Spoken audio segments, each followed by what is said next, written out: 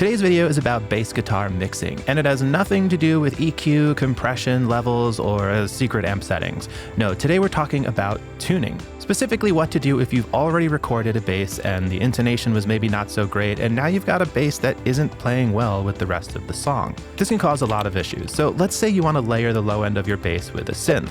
Your bass will never sit right with the other instruments, especially low-end instruments, if it's out of tune. Luckily, in most cases, basses are fretted, which means each fret has a note, and while it might be slightly out of tune, the chances of the intonation being so off that it's a full half step off is very low. And because of that, we can tune the bass very easily. See, if we were tuning vocals, there's a much higher chance that our singer was missing the mark enough that we'd have to go in manually and tune each note. But with fretted instruments, we can let the software do the work for us and adjust as needed. You could use Auto-Tune or some other real-time auto-tuning plugin. Set the key of the song, set the source to bass instrument, and be 90% there. But I prefer to use Melodyne, and now with ARA in Pro Tools, Melodyne is a click away. So I'll take this bass track, consolidate my edits, right-click and select Melodyne and click Edit. You want to make sure the algorithm is set to melodic, which is what we'll use for monophonic instruments, and in this case it got it right.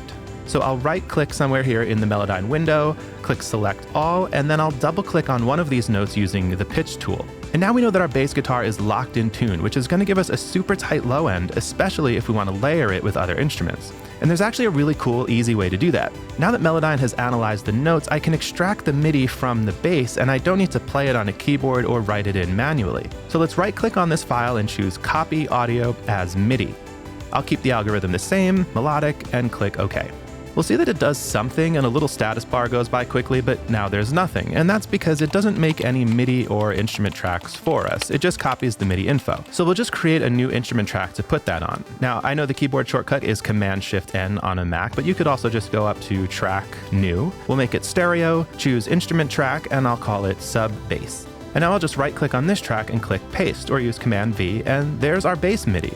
Since we consolidated our bass audio track to 0, we can slide this to 0 and it'll all line up. It added a note at the beginning, and I'm not sure why, but we could just trim that off. Maybe it's a placeholder for a timing if you were importing into another DAW or something, I don't know. And there we go. The MIDI track isn't always perfect, so I recommend you go in and give it a listen, tweak as needed, but the notes are all there mapped out for you, which is a huge time saver. If you found this video helpful, consider subscribing for more music production and music business tips and tricks, and I will see you in the next video.